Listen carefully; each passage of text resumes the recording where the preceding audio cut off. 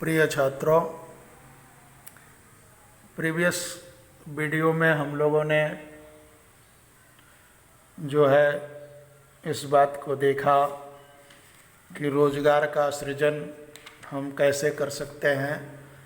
एक सैद्धांतिक रूप से उस चीज़ को हम लोगों ने देखा और हम सबको पता है, आप 2 साल बाद इंटरमीडिएट पास आउट करके जाएंगे तो जो है बेरोजगारी रूपी जो सुरसा है, उस बेरोजगारी रूपी सुरसा से आपका पाला पड़ेगा।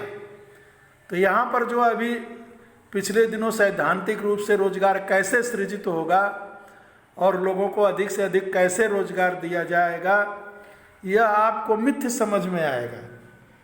क्योंकि आज की तारीख में जो है रोजगार की स्थिति क्या है और बेरोजगारी किस बेतहाशा प्रतिशत में बढ़ रही है, इसको बताने की जरूरत नहीं है। सुरसा के मुंह की तरह, सुरसा का नाम सुना होगा, सुरसा की मुंह की तरह इस देश के अंदर बेरोजगारी बढ़ रही है। कहते हैं ना कि जस जस सुरसा बदन बढ़ावा, तस तस कपि रूप दिखावा। मैंने सुरसा जैसे जैसे मुंह बढ़ाती गई, उस समय तो हनुमान जी उससे भी बड़ा रूप धारण कर लिए, और जैसे ही सुरसा ने बहुत विशाल 32 योजन का मुंह किया, हनुमान जी लघु रूप पकड़ के, लघु रूप धारण करके उसके मुंह में प्रवेश किए और बाहर निकल आए। लेकिन यहाँ पर जो बेरोजगारी रूपी सुरसा है, उस सुरसा को हम कैसे मात देंगे, कैसे उसको पराजित करेंगे, इसका कोई ठोस विकल्प अभी तक देश के यूथ के सामने नहीं आया है, ना ही यूथ इस दिशा में आगे बढ़ा है। क्योंकि टेक्निकल एजुकेटेड लोगों की संख्या बढ़ती जा रही है। जनरली ग्रेजुएशन करने वाले लोगों की अपेक्षा तुलनात्मक कंपैरेटिवली टेक्निकल एजुकेटेड लोगों के जो क्वांटिटी है वो तो बढ़ रही है, लेकिन जॉब प्रोवाइड करने वाले जो लोग हैं वो कह रहे हैं कि टेक्निकल स्किल नहीं है। टेक्निकल एजुकेशन तो ले लिया, डिग्री ले ली, लेकिन जो टेक्निकल स्किल होनी चाहिए, कौशल होना चाहिए, जो कार्य क्षमता होनी चाहिए, जो सोच होनी चाहिए, क्रिएटिविटी होनी चाहिए, क्रियात्मकता होनी चाहिए, उसका अभाव है। और संभवतः भाई जॉब कौन क्रिएट करेगा? जॉब वो क्रिएट करेगा जिसके अंदर क्रिएटिविटी हो, क्रियात्मकता हो। एक जनरल मेंटल का पर्सन जॉब क्रिएट नहीं कर सकता। जॉब वही क्रिएट करेगा जिसका मेंटल लेवल हाई होगा, और मेंटल लेवल हाई होगा, टेक्निकल एजुकेटेड होगा, तो जिस फील्ड में वो टेक्निकल एजुकेटेड होगा, उस टेक्निकल एजुकेशन के अपने फील्ड में वह कैसे जॉब क्रिएट हो सकता है, इसके विषय में वो सोच सकता है। और इस स्किल की कमी भारतवर्ष के युवा के अंदर है। इसलिए हम युवा हैं और आगे हमको फेस करना है अनएम्प्लॉयमेंट को, तो हमको स्वयं में विचार करना पड़ेगा कि हम एजुकेशन लेने के बाद एक नौकरी वाला बनना चाहते हैं, रोजगार पाने वाला बनना चाहते हैं, या हम रोजगार देने वाला बनना चाहते हैं। पहले तो इस मेंटेलिटी को डेवलप करना पड़ेगा, इसका विकास करना पड़ेगा कि हमको किस श्रेणी में खड़ा होना है। आज जो चुनौतियां हैं, बट नेचुरल है कि जिस प्रकार से अनएम्प्लॉयमेंट की चुनौती है, उस चुनौती में जितने भी लोग अनएम्प्लॉय हैं, अनएम्प्लॉयमेंट का दंश झेल रहे हैं, सभी लोगों को सीधे सीधे एम्प्लॉयमेंट नहीं मिलने वाला है। और जब नहीं मिलने वाला है तो हर प्रकार के चुनौतियों के साथ, चैलेंज के साथ यूथ के सामने यह भी एक बड़ा चैलेंज है, ये चुनौती है कि हम किस प्रकार से अपने देश के अंदर जो है एम्प्लॉयमेंट क्रिएट करें। और इस जिम्मेदारी से, इस चैलेंज से हम भाग नहीं सकते। अगर भागते हैं तो हमारा तो नुकसान है ही है, हमारे परिवार का नुकसान जो है ही है, हमारा ग्रोथ रुकेगा वो तो है ही है, पूरे देश के ग्रोथ के ऊपर प्रभाव पड़ेगा। क्योंकि किसी देश में जो पीपुल है वो रिसोर्सेज है, यहाँ जो मैन है वो रिसोर्सेज है, ह्यूमन रिसोर्सेज है, और ह्यूमन रिसोर्सेज को जब काम नहीं मिलेगा और वह कार्य नहीं करेगा तो देश की समृद्धि, देश की संपन्नता, देश का आर्थिक विकास किसी भी स्थिति में नहीं हो सकता है। इसलिए हमको एजुकेशन लेना है, इसको अभी से अगर हम हाई स्कूल के अंदर ही अपनी मनोस्थिति का निर्माण करना शुरू कर देंगे तो निसंदेह हम अपने लिए, अपने परिवार के लिए और अपने देश के लिए कुछ न कुछ करने की स्थिति में आ सकते हैं। अब यहाँ पर संगठित और असंगठित रूप के रूप में जो है सेक्टर का विभाजन किया गया है। और संगठित और असंगठित क्या होता है? संगठित माने रिकग्नाइज सेक्टर, असंगठित माने अनरिकग्नाइज सेक्टर। जैसा कि नाम से स्पष्ट है, संगठित में कुछ शर्तें होती हैं, कुछ नियम होते हैं, और उन शर्तों और नियमों को नियोजक और नियोक्ता, जो जॉब प्रोवाइड करता है और जो जॉब करता है, उन दोनों को पालन करना पड़ता है। असंगठित क्षेत्र में जिसमें कोई भी वैधानिक कोई नियम और शर्तें नहीं होती हैं और नियोजक और नियोक्ता दोनों की आपसी सहमति होती है। असंगठित क्षेत्र में उस बात को यहाँ पर कांता और एक कमल की एक स्टोरी दी गई है। कमल और कांता की स्टोरी के रूप में संगठित सेक्टर, ऑर्गेनाइज रिकग्नाइज सेक्टर और अनरिकग्नाइज सेक्टर के विषय में यहाँ चर्चा। कांता और कमल जो एक ही गांव के हैं या एक ही मोहल्ले के हैं, आसपास के रहने वाले हैं, आपस में पड़ोसी हैं, उनको सिंबॉलिक मान करके संगठित और असंगठित क्षेत्र को बताने की कोशिश किया है। और क्वेश्चन दे रहा है, यहाँ पर पूछ रहा है, यह विचार करने का प्रश्न है कि क्या आप कांता और कमल के रोजगार की परिस्थितियों में अंतर देखते हैं? तो बिल्कुल देखते हैं। कांता और कमल दोनों के परिस्थितियों में बिल्कुल अंतर है। कांता की जहाँ एक टाइमिंग है, उस टाइमिंग पर जाती है, उस टाइमिंग पर आती है, और नियमित रूप से उसको वो छुट्टी लेती है तब भी, और छुट्टी नहीं लेती है तब भी पूरे 30 दिन का उसको वेतन मिलता है। उसको अगर आवश्यकता पड़ी तो वह और छुट्टियां भी ले सकती है, उन छुट्टियों का उसका कोई पैसा नहीं कटता है। और उसको हेल्थ के जो भत्ते हैं, चिकित्सा के जो भत्ते हैं, अगर वो बीमार हुई तो उसके लिए भी उसको अपने जिस संस्थान में काम करती है, जहाँ पर काम करती है, वहाँ से उसको पैसे मिलते हैं। और नौकरी के शुरुआत में ही उसको नियुक्ति पत्र मिला, उसके साथ जो है कुछ नियम हैं, कुछ शर्तें हैं। उन नियम और शर्तों के आधार पर कांता काम कर रही है। लेकिन एक कमल है, हालांकि कमल की भी टाइमिंग फिक्स है, टाइमिंग के मामले में कमल और कांता में कोई डिफरेंस नहीं है। लेकिन डिफरेंस कहाँ पर है? उसको कोई छुट्टी नहीं है, पूरे सप्ताह भर काम करना है। कांता को जहाँ सप्ताह में एक संडे मिलता है छुट्टी का, कमल को कोई संडे नहीं मिलता है।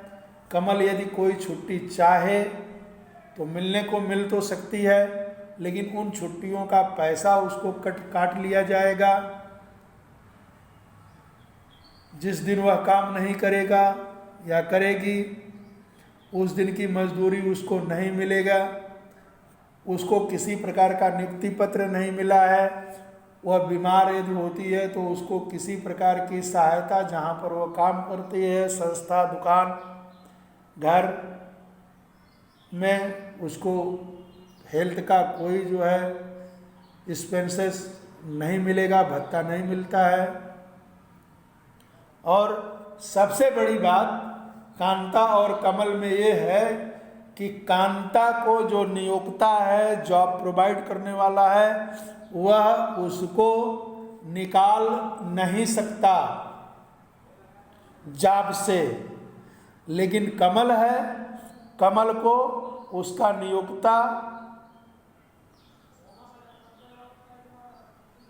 उसका जो एम्प्लॉयर है जिसने जॉब प्रोवाइड की है, वह कभी भी किसी भी समय उसको काम से हटा सकता है।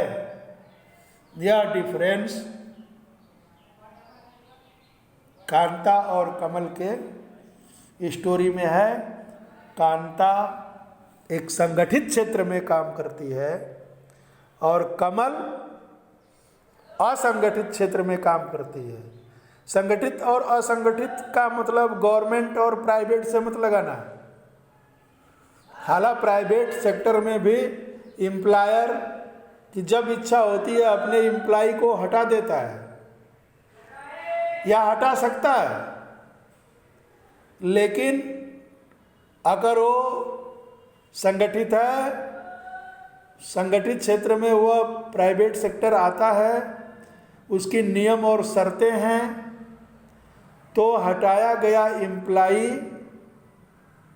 अपने एम्प्लॉयर के अगेंस्ट कोर्ट में जा सकता है और कोर्ट एम्प्लॉयर से पूछ सकता है कि किन गलतियों के कारण, किस दोष के कारण आपने इस एम्प्लॉई को हटाया है। और ये गवर्नमेंट सेक्टर में भी है। गवर्नमेंट सेक्टर में सस्पेंशन और डिसमिस, निलंबन और बर्खास्तगी। निलंबन कुछ समय के लिए होता है, बर्खास्तगी हमेशा के लिए होता है। लेकिन वहाँ पर भी बर्खास्त व्यक्ति कोर्ट की शरण लेता है और बर्खास्त करने वाले अधिकारी को यह सिद्ध करना पड़ता है कि इन चार्जेज के कारण हमने इसको बर्खास्त किया है। यदि बर्खास्तगी का कारण कोर्ट को लगता है सही है, तब तो कोई बात नहीं। अन्यथा कोर्ट को लगता है कि एम्प्लॉय को जानबूझकर हरेसमेंट करने के लिए और अनर्गल चार्जेज लगा करके बर्खास्त किया गया है, तो कोर्ट फिर उस एम्प्लॉय के पक्ष में फैसला देता है कि इस एम्प्लॉय को जॉब में आप रखिए और जितने दिनों का इसको वेतन नहीं मिला है वो सारे एक्सपेंशन, भत्ते और वेतन का भुगतान जिस भी जॉब में है, जिस भी डिपार्टमेंट में है, उसको करना पड़ता है। उसी प्रकार से प्राइवेट सेक्टर में भी जो संगठित क्षेत्र है, उस संगठित क्षेत्र में एम्प्लॉयर एम्प्लॉय को निकाल सकता है। माने नियोक्ता जो है वो जिसको जॉब प्रोवाइड किया है उसको निकाल सकता है, लेकिन उसको भी अगर वो कोर्ट में बंदा जाता है तो कोर्ट के अंदर उसके ऊपर लगाए गए एलिगेशन, चार्जेज को प्रूव करना पड़ेगा। अगर प्रूव नहीं कर पाते हैं तो वही नियम, वही शर्तें जो गवर्नमेंट के एम्प्लॉय के साथ है उसको भी जॉब में रखना पड़ेगा और पूरा उसका जो भी एक्सपेंशन है, जो भी उसकी सैलरी तय है, जो भी सैलरी पाता है वह सभी सैलरी उसको देना पड़ेगा। इसलिए ये भूल ना करना कि संगठित और असंगठित क्षेत्र का मतलब गवर्नमेंट जॉब और प्राइवेट जॉब से है। संगठित और असंगठित का सेंस सिर्फ ये है कि संगठित क्षेत्र में संवैधानिक रीति रिवाजों का पालन होता है। संविधान के अनुसार हर जॉब के लिए जिस प्रकार की नीतियां बनी हैं, नियम बने हैं, शर्तें बने हैं, उन नियम और शर्तों का जहां पर पालन होता है उसे हम संगठित क्षेत्र कहते हैं, और जहां पर नियमों का पालन नहीं होता है उसे हम असंगठित क्षेत्र कहते हैं। संगठित क्षेत्र में वे उद्यम और कार्यस्थल आते हैं जहां रोजगार की अवधि नियमित होती है और लोगों के पास काम सुनिश्चित होता है, और यह सेक्टर सरकार के द्वारा पंजीकृत होता है। उन्हें सरकारी नियमों और विनियमों का पालन करना पड़ता है। इसे संगठित क्षेत्र के रूप में जानते हैं। इसमें कर्मचारियों को रोजगार सुरक्षा के लाभ मिलते हैं, उनसे एक निश्चित समय तक ही कार्य करने की आशा की जाती है। यदि वे ज़्यादा कार्य करते हैं तो उन्हें अतिरिक्त वेतन दिया जाता है, जिसको आप सुनते होंगे कि ओवर टाइम। एक फिक्स उनका वर्क करने का टाइम है संगठित क्षेत्र में,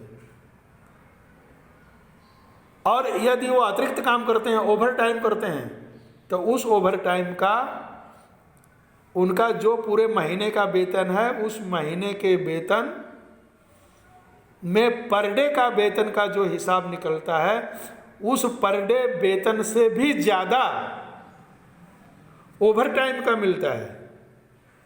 अगर 500 रुपया किसी का एक दिन का वेतन बनता है संगठित क्षेत्र में, तो वह अगर अपने निश्चित समय के अलावा, एक फिक्स टाइम ड्यूरेशन के अलावा अगर वो अतिरिक्त काम करता है, ओवर टाइम करता है, तो उसको वह 500 तो उस दिन का मिलेगा ही मिलेगा, प्लस जो ओवर टाइम कर रहा है उसका उसको 1000 रुपया मिलेगा।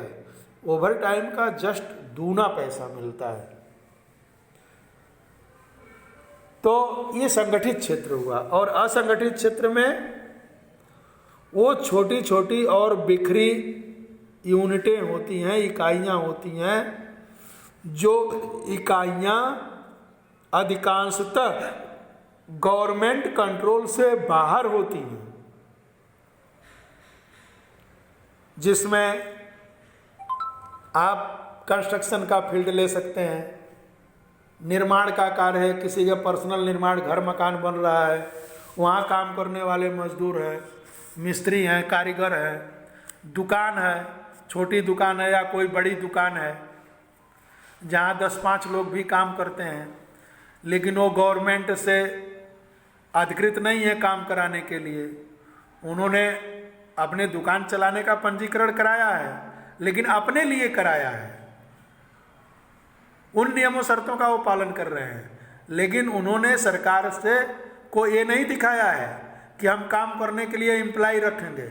अगर वो सरकार को ये बताएं कि हम इस काम के लिए एम्प्लाई रखने वाले हैं, एम्प्लाई रखेंगे, तो फिर उनको भी सरकार से अपने को पंजीकृत कराना पड़ेगा, और पंजीकृत करा दिए तो वो भी संगठित क्षेत्र में आ जाएंगे।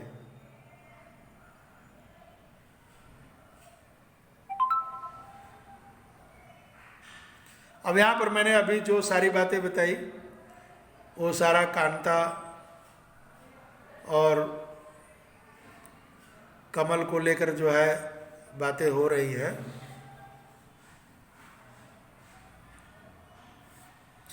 अब इसमें कह रहा है कि एक कुछ नीचे क्वेश्चन है और पूछ रहा है कि इसमें से कौन सी गतिविधि संगठित क्षेत्र में है और कौन सी गतिविधि असंगठित क्षेत्र में है। तो विद्यालय में पढ़ाता है एक शिक्षक, विद्यालय अगर अप्रूव्ड है किसी भी बोर्ड से, गवर्नमेंट से विद्यालय चलाने की मान्यता है, अगर यदि नहीं मान्यता है तो विद्यालय का वह शिक्षक भी असंगठित क्षेत्र में कहा जाएगा। लेकिन विद्यालय को अगर मान्यता है, जिस भी स्तर का विद्यालय चल रहा है उस विद्यालय को मान्यता है, मान्यता का उसको कोड मिला हुआ है, तो विद्यालय में जो शिक्षक है वह संगठित क्षेत्र का है। बाजार में अपनी पीठ पर सीमेंट की बोरी ढोता हुआ एक श्रमिक किस क्षेत्र का है? सबको पता है। हम लोग आमने सामने होते तो आगे बढ़ जाते, तो ये असंगठित क्षेत्र का है। अपने खेत की सिंचाई करता एक किसान, तो यह अपने स्वतः का एम्प्लॉयर भी है, एम्प्लॉय भी है। एक खेत में सिंचाई करता एक किसान, वह एम्प्लॉय भी है, एम्प्लॉयर है। अगर अपने खेत में कर रहा है तो, अगर दूसरे के खेत में कर रहा है तो असंगठित क्षेत्र में है, और अपने क्षेत्र में कर रहा है तो कोई बात ही नहीं है, उसको कोई न वेतन दे रहा है न कुछ कर रहा है, अपने भी खेत में कर रहा है तो असंगठित क्षेत्र में है। अस्पताल में मरीज का इलाज करता है एक डॉक्टर, ये भी संगठित क्षेत्र में है। एक ठेकेदार के अधीन काम करता एक दैनिक मजदूरी वाला श्रमिक, ये भी असंगठित क्षेत्र में है। एक बड़े कारखाने में काम करने जाता एक कारखाना श्रमिक। अब यहाँ एक बड़े कारखाने की बात कर रहा है, तो एक बड़ा कारखाना है तो स्वाभाविक है, बड़ा कारखाना है तो सरकार की नजरों से वो कारखाना बच ही नहीं सकता। तमाम ऐसी चीजें उस कारखाने के लिए लाइसेंस लेना पड़ेगा, उस कारखाने में क्या बनाएंगे इस बात को बताना पड़ेगा, कैसे बनेगा, कौन बनाएगा इसको, क्या आप अकेले बना लेंगे? तो नहीं, अकेले नहीं बना पाएंगे, तो लोगों को रखना पड़ेगा। तो लोगों को रखना पड़ेगा तो लोगों के रखने की नियम और शर्तें होंगी जो सरकार तय करेगी, और जब सरकार नियम और शर्त तय करेगी तो बड़े कारखाने में जो काम करने के लिए श्रमिक जा रहा है वह किस क्षेत्र का हो गया? वो संगठित क्षेत्र का। अपने घर में काम करता है एक करगा बुनकर, अपने घर में राजा है, राजा भी है, नौकर भी है,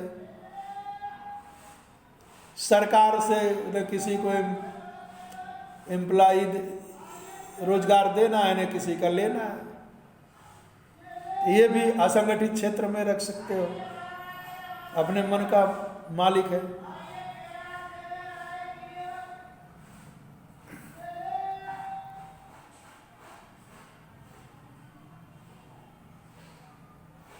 अब यहाँ पर आपको एक्टिविटी दिया है, संगठित क्षेत्र में जो काम करता है और असंगठित क्षेत्र में काम करता है उससे आप बात करिए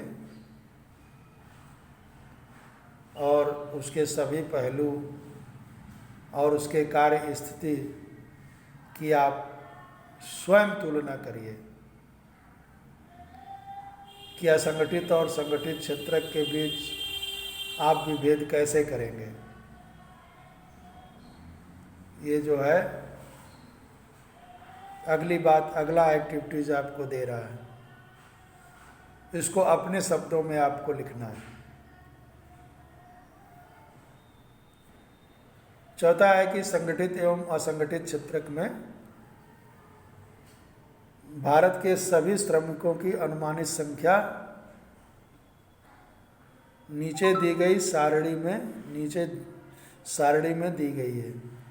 सारणी को सावधानी से पढ़ें और विलुप्त आंकड़ों की पूर्ति करें। तो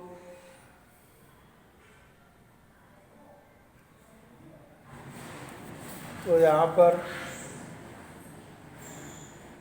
संगठित, असंगठित और कुल की संख्या दी है। यहाँ प्राथमिक, द्वितीयक, तृतीयक और कुल योग दिया है। और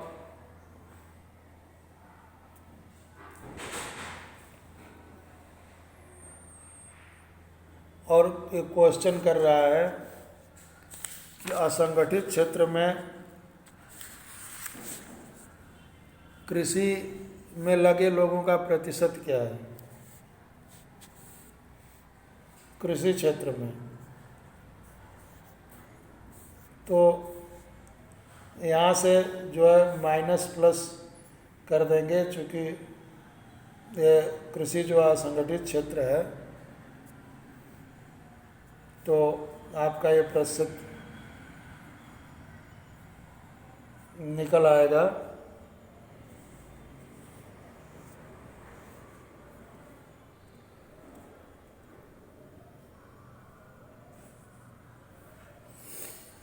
क्या आप सहमत हैं कि कृषि असंगठित क्षेत्र की गतिविधि है?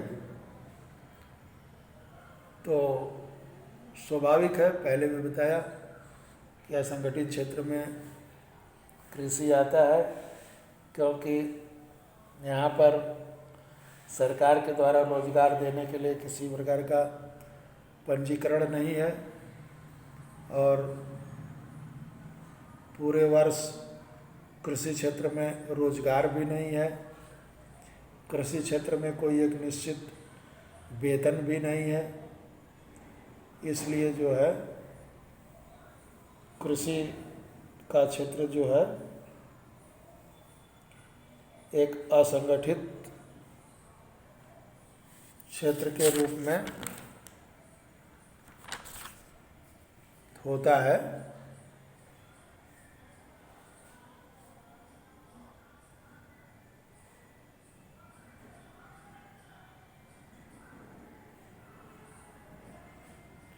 अब यहाँ पर संगठित और असंगठित का प्रतिशत निकाल करके ये गुणा भाग करना पड़ेगा। कैलकुलेट करके यहाँ पर आप जो है भारत में कितने प्रतिशत असंगठित क्षेत्र में है और कितने संगठित क्षेत्र में है, इसको निकाल सकते हैं।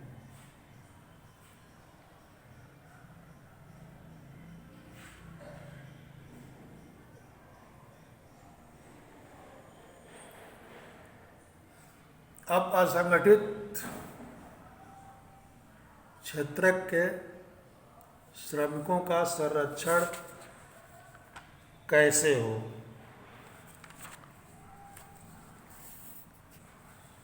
क्योंकि हम सबको पता है कि सबसे ज़्यादा आज जो रोजगार है, काम है, वो असंगठित क्षेत्र में है। संगठित क्षेत्र काफ़ी सीमित हैं और वहाँ पर एम्प्लॉयमेंट भी काफ़ी सीमित है। तो संगठित क्षेत्र के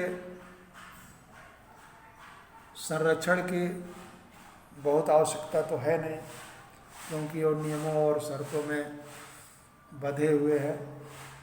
लेकिन हाँ, इतना जरूर है कि संगठित क्षेत्र में भी जो निजी क्षेत्र है,